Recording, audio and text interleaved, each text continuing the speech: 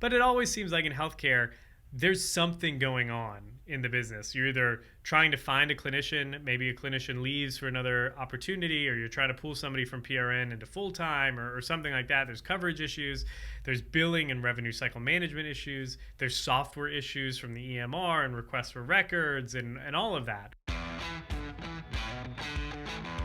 Hello, welcome to the Better Outcomes Show, where we explore the possibilities of a new healthcare. Each episode, we bring you a conversation with leaders across the healthcare industry, exploring topics ranging from new treatment techniques and interventions to novel service delivery methods and business models. And now your host, Rafi Salazar from Rehab U Practice Solutions, a leader in patient engagement and retention strategy. Let's explore the possibilities of a new healthcare. Hey there, how's it going? Rafi Salazar from Rehab U Practice Solutions, and I got a question for you. Do you want to differentiate your healthcare technology, your device, your software, or even your healthcare practice from your competitors?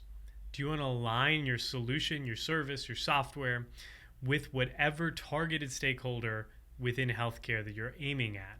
You know, we've got patients, providers, payers, and policymakers, and depending on who you're talking to, that really changes what your message should sound like, right? Because providers are looking for something different out of a software solution or service than patients, and same thing for payers, right? If you want to leverage industry insight and expertise to identify your most valuable healthcare stakeholder, maybe you've got a service or a software or a solution that could really be used across the healthcare space, but you want to know which one is going to be the most valuable to you and in your business, then I would encourage you to check out the Healthcare Positioning Alignment Workshop. In that workshop, it's a 90-minute workshop. We basically help you answer the question, value to whom, so that you can develop an effective value proposition. Obviously, different stakeholder perspectives will determine what they consider valuable and the outcomes they seek or desire from healthcare services, software solutions, you name it. By narrowing down that value to whom, you'll have a clear idea of how your technology, your device, your software, or your service is positioned to solve those most valuable problems faced by your targeted healthcare audience. For more about that, head on over to positioning.rehabupracticesolutions.com. That's positioning.rehabupracticesolutions.com. Okay, this week I am doing another solo episode, and I'm really going to take some time to step away from healthcare specific issues, if you would. And this is more of like a business ownership, entrepreneurship type episode or type podcast. I did we've received a couple emails from folks, especially after the interview I did with Paul Singh from Strata PT, about kind of some of the things we've done at the clinic that I own and operate, at the consulting business, at the podcast, some of the things we've done to build a more resilient business, and had a few questions get shot around, like what are the mechanics of that? And I did do an episode on that. I'll link to it in the show notes. I want to say, let me look here. I think it's episode 122, and I'll link to that in the show notes. 122 was the five tips that I had to build a resilient healthcare business, and that was the mechanics, the operations, like how does the business need to run, or what things need to be in place, strategies or operations or systems need to be in place to make the business more resilient in the case of an economic downturn, or this was all based off of kind of coming through, the Change Healthcare cyber attack and claims being shut down and clearinghouses not processing claims and what that did to the cash flow of practices. So that's kind of how that episode was geared. It was really geared towards, this is how you build a business that's resilient. But we had a couple emails come in. A couple folks had reached out asking, like, what about the business owner? Like, what do you do as a business owner, as an entrepreneur, maybe as a founder or something like that, and you're in the middle of building a business, and you're in that kind of the long slog. It can be a lonely road at times. What do you do to kind of ensure that obviously you can't ensure success, right? There's going to be things that happen that are outside of your control, whether they be an economic downturn or a recession or funding not coming through, whatever it tends to be. Like there are things that are out of our control. You lose a key employee that could really sink a business. But the questions are more around like the mindset of a business owner in the healthcare space. What do we need to do to make sure that it's a survivable thing? Because a lot of times it can feel like it's always, and this is probably the same in any industry. I only have experience in healthcare, so I'm going to talk about it from the healthcare side of things, but it always seems like there's something, right? I remember the first couple months that I owned the practice that I own, Proactive, and we had an issue with a payer. They just stopped paying. I can't remember. It was a big one, Blue Cross Blue Shield or Aetna or one of those. They just stopped paying for some reason. They had put us as out-of-network providers, so everything was going to the patient responsibility. It was a big deal, and I remember losing a lot of sleep over that for 3 weeks, 4 weeks while we went through all the process of getting it done. And we didn't even get money for that for another month and a half after that. So it was just a very stressful time. And then we got done with that and we thought, okay, we're great. And then we had another issue, a claim issue, a coding issue from our billing software. Well, that was another 2 or 3 months of, working and kind of figuring this out. And part of it was, my lack of experience on the RCM and the billing side of things. And managing that, and how do we put systems in place to make sure that that kind of stuff gets caught earlier than it was, and all of that. And those were all learning experiences. But it always seems like in healthcare, there's something going on in the business. You're either trying to find a clinician, maybe a clinician leaves for another opportunity, or you're trying to pull somebody from PRN into full-time or something like that. There's coverage issues. There's billing and revenue cycle management issues. There's software issues from the EMR and requests for records and all of that. And probably the first year of owning the practice, it really seemed like, you can ask my wife, I'm sure I was probably not the most pleasant person to live with, because it seemed like there was always this, not the sky was always falling, but I was always under a lot of stress. There was always an issue going on at the practice, and it just took a lot of emotional toll on me. So I can relate to some of these questions that got sent in. And I made a post about this on LinkedIn. I figured I'll just follow it up with like a video podcast thing. So how do we get through that? How do we arrange our life, if you would, or our work life or our business in a way that allows for the ability to tolerate all of those stressors that come from either running a startup or starting a healthcare business or running and managing a practice or something like that? For me, it really came down to three things, and maybe I'll list all three of them, and then I'll kind of dive through into each one. So the three for me was, number one, and this is going to sound chintzy, but it does make a big deal, and I'll expand on it in a little bit. So get clear on your values, and in marketing speak, we call it your desired future state, but maybe your vision for your life, what you envision your work life looking in, say, 3-5 years, something like that. So get clear on your values and your desired future state. Prioritize self-care. And again, we're going to dive into that because I think that's a little woo-woo and it needs to be teased out a little more. And then number 3 was build a support system, ideally of people who are in the same boat as you.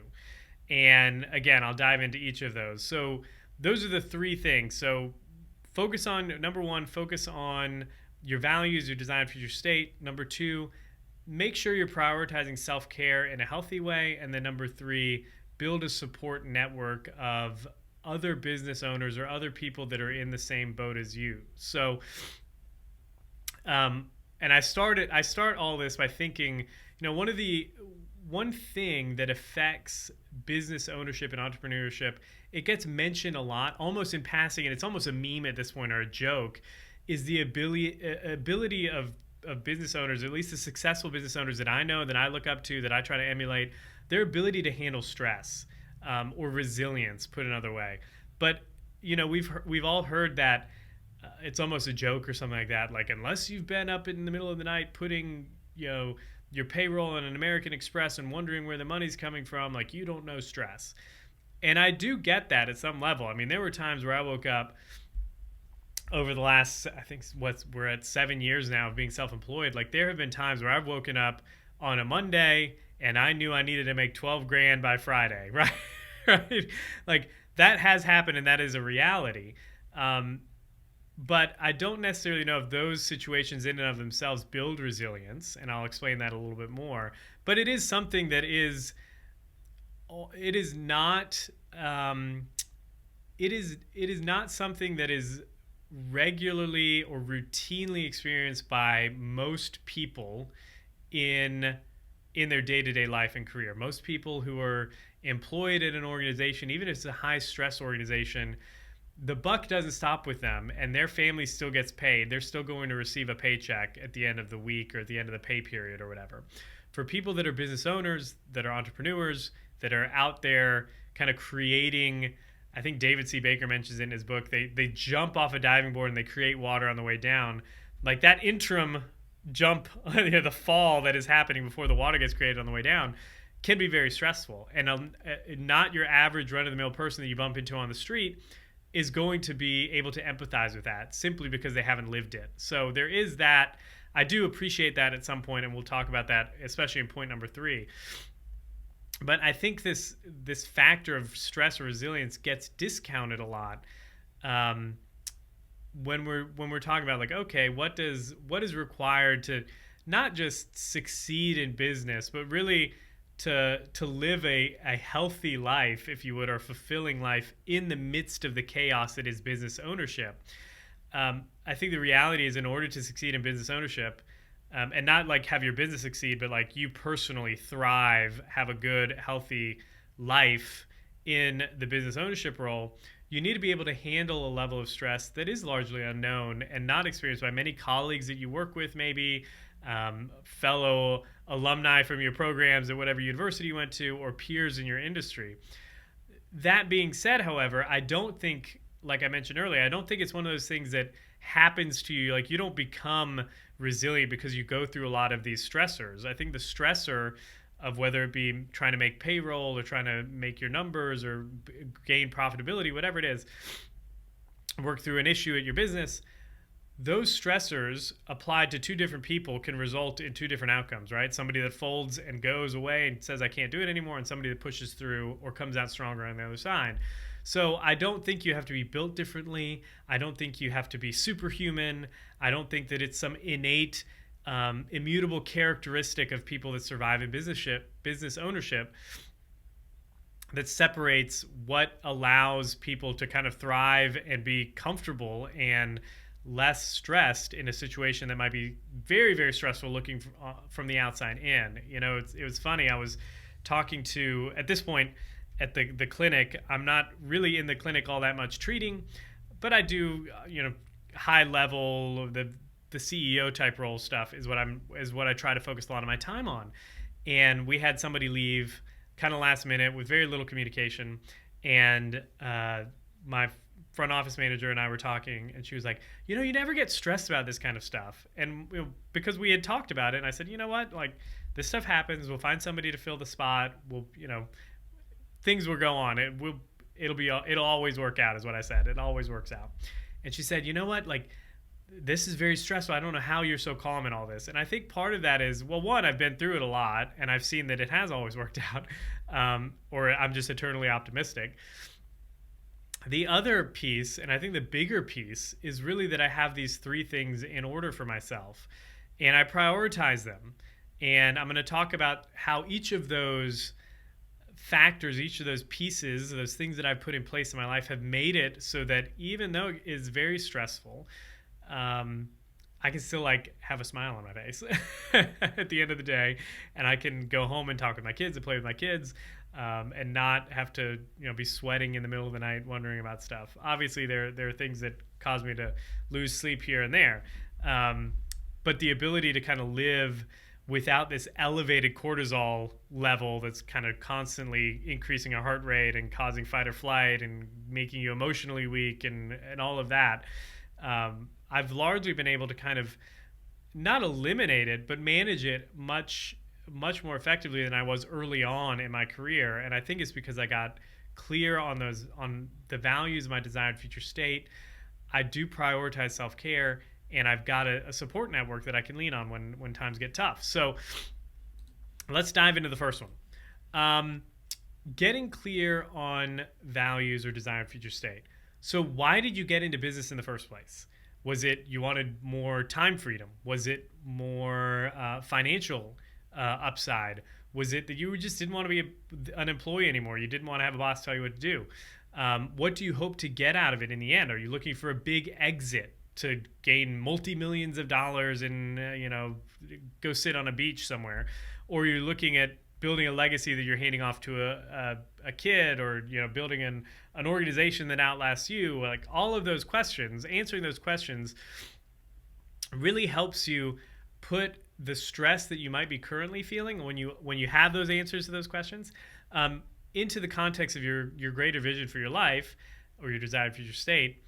And it also, and I think kind of on the back end of that as well, is once you have those questions answered, they really are guiding posts for what you do in the business, right? Like if your desire for why you went into business ownership was for time freedom, well, then it means that you're probably going to make business decisions that free up your time, as opposed to maybe being in a super growth minded stage and you're going to give up time now in order to have a big exit later, and you're going to work the 100-hour weeks, and you're going to do whatever you need to do so that you can exit at some point. Like, those are two very different approaches to a business. And understanding what you want, what your vision is, helps you make those business decisions. Am I going to take on this project even though I know it's going to triple my work? Or I'm going to say no to it because the income's all right. I don't need any more. Like, I'm not looking for a gajillion dollars. The income is providing for me and my family, and I have the time to enjoy it, right? Those are two different. There's nothing wrong with either of those. They're just opposing ideas, and you got to pick which one you want, which one of those you're going to prioritize, because that helps you make those subsequent business decisions. So getting clear on those and understanding that you can change that down the line. Maybe there's a time in your life where right now what I want in the business is more time freedom, so I'm going to defer some revenue now. I'm going to defer some projects, going to defer whatever, make some business decisions that don't require me putting more time into the business, so that I can enjoy the time that I have, the freedom to take some time here and there. A perfect example of this is like we just had a baby, number 6. We've got 6 babies. Well, they're not all babies, but 6 kids between my wife and I. And we knew the baby was coming at the end of March of this year. So I made clear business decisions leading up to that for probably the last quarter of 2023 and into the first quarter of 2024. I just knew that I was going to take some time in April of 2024 to do all the things, help with the 5 other kids, kind of be home more in the mornings, help with the baby at night, all of that kind of stuff. And it meant that I turned down a number of consulting clients. I just said, sorry, I'm going to be busy. Here's somebody that I can refer you to, or we can reconnect in May or something like that. And it meant at the clinic that we made decisions that weren't going to require we put some initiatives on hold that weren't going to require me being in there all the time making the decisions, because I knew for a month basically I was going to be kind of in and out. And that was a then decision. And as we move into the next part of this year, I'm picking up some more work. I'm doing some speaking engagements, doing some consulting work with clients now, and it is starting to pick up a little bit. But it was intentional that for a season of this year that I was going to have some time freedom. And that's one of the main reasons I got into business ownership, was I knew that I had my wife and I at the time, I think we had 2 kids at the time, but we knew we wanted a bigger family. And I knew I didn't want to be one of those dads that was at work for 100 hours a week. So we knew that meant that we were going to have to make some changes or decisions in the businesses about what that looked like. Maybe we were going to defer some growth. Maybe we were going to go through seasons. And there have been times where dad's got to be gone this weekend for a trip with a client or on a board meeting or something like that. And it means that next weekend we're going to go fishing and do something fun. But that flexibility is super important to me and to my wife and to our family. So it means that we make business decisions around that, right? Because we are clear on that in our in the values that we've identified for us and our family and for what that means to the businesses that we run. So getting clear on those values and the desired future state kind of sets the stage for everything you do in the business. And again, maybe if I was in a different position, if I was single and unmarried or had no kids and no ties, and I had this idea for a great product that I wanted to launch, and like it would be totally maybe a different thing altogether, where I was crushing it, working around the clock, trying to grow it, and then look at scaling and then exiting. But I'm just not there, and that's fine. You can be in that situation. You cannot be in that situation. The important thing is that you understand what's driving those decisions for you, so that you can better make them down the line for your business. All right. The second piece is prioritizing self-care. Now, I know this one gets way overstated, and people talk about, you got to take care of yourself and put your oxygen mask on first and all that, and it can get turned into really like woo-woo type of new agey stuff. I don't mean that at all when I'm talking about self-care. When I'm talking about self-care, I'm talking about doing the things that are going to energize you and, again, manage that stress. So everyone talks about self-care, well-being, but this is my take on it. By self-care, I mean you need to prioritize both being physically healthy and emotionally healthy. So two aspects of health. Now, the good thing, and a lot of the research backs this up, I'm not going to get into the whole nerdiness of it. Actually, I think I've got a book back here. It's called Spark. I can't remember the doctor that wrote it. Spark, and it's the connection between your mind and your body or something like that. But in the book, he talks a lot about the research between exercise and mental health. So there's my little plug for that. But I do mean when we talk about self-care, especially for business owners, you need to be physically healthy and you need to be mentally healthy or emotionally healthy. That does not mean you need to be a bodybuilder. You don't need to be doing like CrossFit unless you like it. You don't need to be super jacked. I mean, I'm not like a big, super muscly dude. I feel like I'm fit. I exercise 6 times a week. At least that's my goal, 6 to 7 times a week if I can. And I'm not doing like, I'm not powerlifting or doing anything super extreme. What it means for me, though, and the reason it's important, is that you need to do something physical with your body, especially if you're in the knowledge workspace or even in the healthcare space. You're sitting at the desk a lot. Even if you are like an owner operator, you're the only clinician in a healthcare practice or something like that, and you're seeing the patients, or you're doing the things, you're still sitting on your keister for a lot of the day, whether it be typing notes, whether it be doing marketing, whether it be managing your CRM and your lead flow, calling patients back. If you're on the dev side or the healthcare tech side, like meeting on Zoom with investors or potential investors and clients and prospective clients and all of that kind of stuff, sales meetings, we tend to sit on our rears a lot. And that sedentary life is not good. So you need to do something that gets your body moving. It could be lifting weights. I do jujitsu, which is fun. Running is great. But you have to do something that gets your body moving and endorphins coursing through your blood. Not only will it help you feel better physically, because the reality is, I've been there too, where it's like, oh man, it's been a stressful, kind of difficult day or whatever. And then you kind of lean over and you're like, oh, and I got this stuff that's hanging over my belt and squishing me. My pants are feeling tight and I just feel sluggish and blah. Like, that's no good for anybody, even if you're not stressed at all. And then you pile on top of that the level of stress that comes with starting a business or running a business, and it can be a lot. It can be a whole lot. So if you are physically healthy, and again, you don't need to be like six-pack ripped bodybuilder, Mr. America. You just need to be functionally healthy. You need to be able to get down on the ground, get back up. I'm a big fan of that sit to rise test. Do that. Maybe I'll link to that in the show notes as well. But you need to be functionally healthy. You need to be able to bend down. You need to be able to squat. You need to be able to lift. You need to get down. For me personally, like get down on the floor with my kids and get back up and not feel like an old man with a bad back. All of that physical health, the work that you put into becoming a physically healthy person, will help you emotionally as well. And then on top of that, there's the whole emotional side of things, or the mental health side of stress, right?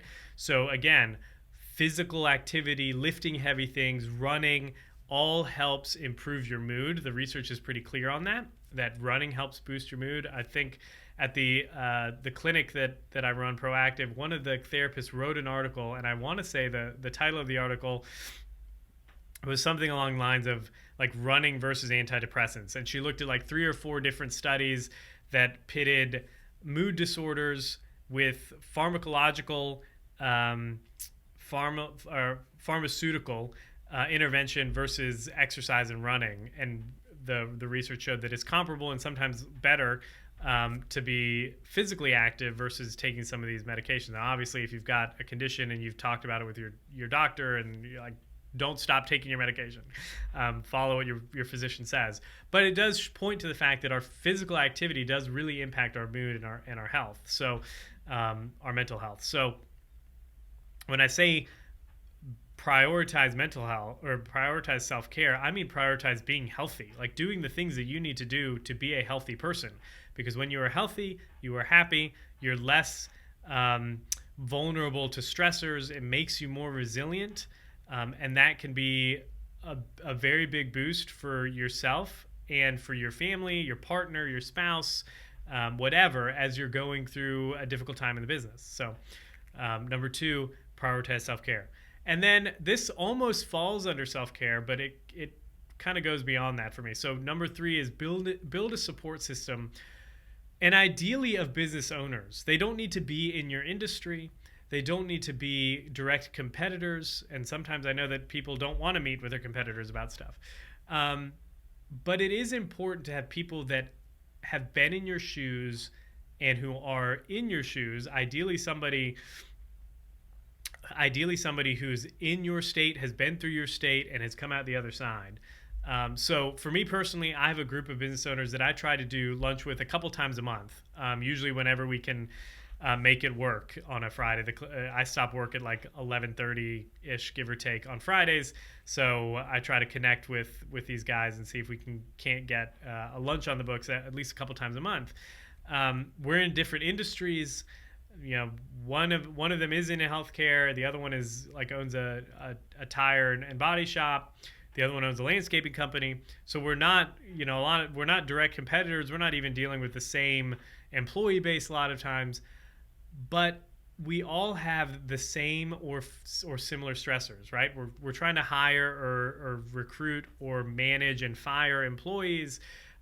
We're dealing with the financial or the cash flow management aspect of the business, uncertainty about the future, what to do in certain business situations, bouncing ideas off of each other or just throwing an idea out. So I was walking out of the last time we went to lunch, and one of the guys that was there said, this has been really good, and I really mean that. I'm not joking.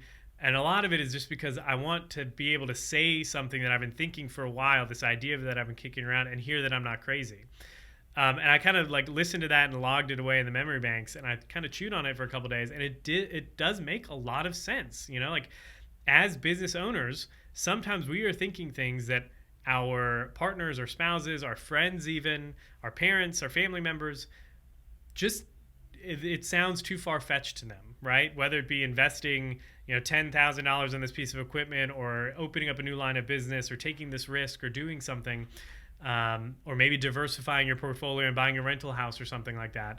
Like sometimes when you just, depending on who you're talking to, they're like, why would you do that? That seems like more stress or more risk or whatever. Or are you crazy for thinking that? So it helps to bounce that idea off of somebody who's kind of in your same shoes and is in the business trenches with you, and say, does this sound like, am I crazy for thinking like in this state, like this is what's going on in the business? I'm thinking about buying this rental property, or I'm thinking about, growing this side of the business here, or, totally letting go of XYZ. And it helps to have somebody say, oh no, you're not crazy. Like I would think this is what happens, or that what happens. And, I'm one of those people, like my wife makes fun of me all the time. I'm a total blue skyer. So if somebody comes up to me with an idea and says, I'm thinking about doing XYZ, I'm going to be the person that's like, oh yeah, and this is probably some of the things you could do to kind of, make this happen or make that happen, or diversify your income here, yada, yada, yada. And let me put this on silent because it's about to go off here. And it is one of those things that's like, when I have those conversations with people, like those are the kind of conversations sometimes that kind of energize me a little bit. I love talking with people about, we're going to try this here, we're going to do this there. And for some people, especially if you're in a situation where you don't have a lot of people in your life that are in that business ownership role, and you're kind of going through this kind of in your own head a lot, sometimes it helps to just kind of spit those ideas out, and just kind of see the people nodding across the table or around the room or whatever, and realize that you're not crazy. Like, oh, that's a logical step. And it just helps to have somebody bounce things off of who not only understands what you're going through, but has actually gone through it in a lot of times, either through the same or a similar thing. Because the reality is, again, even the most well-meaning peers and colleagues, even if they're in your industry, likely can't understand the situations or the stress if they're not in that business ownership position or that boat with you. So it is one of those things that hopefully, I do have a couple folks that are in the same line of business with me, either on the consulting side or on the practice ownership side, that I can, they're across the country and we're not like direct competitors or anything like that. And, they're more open to talking about like, hey, this is what I've got going on. What have you done? Or, I'm thinking about doing this. Have you found that to work in your, with your business or something like that? And that can be invaluable as well. But it also helps to have somebody that's, they're business owners. They're doing it with you. They might not be in the same industry. They might not be in the same space as you, but there's like I remember one of the doctors that I was talking to who runs a direct primary care practice. He's actually a former guest on the show. I think it was like episode 2 or 3 on direct primary care. And he said, we were at a dinner several months ago, and he said, you know what? It doesn't really matter who they are. Or who they are, or what they do. As soon as I find out that someone owns their own business, I immediately feel some kind of kindred spirit with them, simply because they've taken the risk to do it. And he respects those people a lot. He's more willing to give them advice or to give them more time, simply because he knows that took a lot of guts to do. You stuck your neck out on the line. And that's not something that everybody feels. So I do think that there's something to be said about that the people that you put around yourself, this like business owner support group, if you would, they don't need to be in your industry or in your exact line of business to understand what you're going through and to be able to provide support in a way that not everybody else can. So there's that. And I like to round all this out by saying, like, resilience isn't something, it's not an innate quality that you're born with. I mean, some people can naturally handle more stress than others. I've got some siblings. I'm one of 5 as well. I've got a sibling that's like super chill. Stuff happens and they're not a big deal at all. And they've always been like that. And then I've got another sibling that, not a very big stressor comes up and it's a very big deal for them. And that's partly maybe just the way they're genetically predisposed or whatever. Is like some people's fight or flight response threshold is much lower than other people. So there is some of that. I don't want to discount that. But resilience as a whole is not something that is unattainable. It's not something that you're born with, that you can't. You're born with this much resilience and you don't ever get any more. It's something that can be greatly improved or aided by arranging your life in a way, by putting the pieces in your life. I talk about like building a scaffolding system. Well, especially when we're dealing with people that are like in chronic pain, we're going to put the scaffolding around you, and then as you begin improving, we're going to take the pieces of scaffolding away, and you're going to be able to move with less pain or whatever. Like, that's one of the analogies I've used a lot in my clinical career. But it's the same with business ownership, except we want to keep that scaffolding in place, because you put you arrange that scaffolding, that support system, in a way that helps you mitigate the effects of a lot of that stress. So what I would say is, if you're in the thick of it right now, you're feeling the pressure from stress in your business, and you're trying to figure out, like, what do I do? I'm unclear, yada, yada, yada. Take some time, maybe over the next few days, the next week or so, and try to knock out a couple, if not all 3 of the things on this list. Try to sit down. I would always tell people, start with number 1. Like, sit down and answer those tough questions about why you got into business ownership, what you hope to experience out of it, what your end goal is, your desired future state, and then take a critical look at your business and say, have I built this business, or is this business going in a way that's helping me achieve those? Because if not, then you got to make some business decisions. Try to prioritize that self-care. Go out, go for a run, do jujitsu, go lift weights, maybe just go for a walk in the woods. Do something physical though that gets your body moving and that can start helping with some of the physical health, because that's going to improve your mental health as well. And then look for people that have been in that boat before, who are in the same boat as you, and try to build some sort of support network so that the next time you do have this, stressful crisis of the business, you have somebody you can talk to, which is hugely beneficial. And sometimes your spouse or your partner can be that person, but unless they're in the business ownership trenches too, like, it just helps to have somebody who has been there, can empathize in a different way. So that's all I've got for this episode. Hopefully it's been beneficial and helpful for you. If it is, I'd love to hear that. Shoot us a note at info@rehabupracticesolutions.com. Tell us what the one thing that you thought was the best thing of all the things that I said on this podcast. And if you found it to be valuable and you want more content like this, shoot me a note and let me know, because I'm more than willing to do it. Especially now that things are, I'm excited to share some changes that are coming to the show here in a little bit. I'm going to wait for it to be official. But there's going to be a few changes coming to the show, and I'll be in a different position to be able to kind of focus a little bit more on different type of content. I'll always be focused on humanizing healthcare, on healthcare innovation. But there's going to be, I think, a little bend towards business ownership over the next little bit, and I'm excited to share some of that with you all as we get there. So if you like the show, head on over to iTunes, leave us a rating and review. Share the show is what I tell people. Share the show with somebody that you think would find it valuable, would find it insightful or useful. That's probably more important to me than seeing another 5-star review. Of course, we've got some 5-star reviews on iTunes. Like, share it with somebody that you think the message would resonate with. All right. Until the next time, folks, be safe, be healthy. I will talk to you then. Thanks for listening to the Better Outcomes Show, where we explore the possibilities of a new healthcare. Our hope is that you walk away from each episode informed, equipped, and empowered to push the boundaries in your own practice or business. We want to give you the tools to help you build strong, long-lasting relationships with your patients and clients, helping meet their goals, improve their health, and achieve better outcomes. Learn more at www.rehabupracticesolutions.com. We'll catch you on the next episode.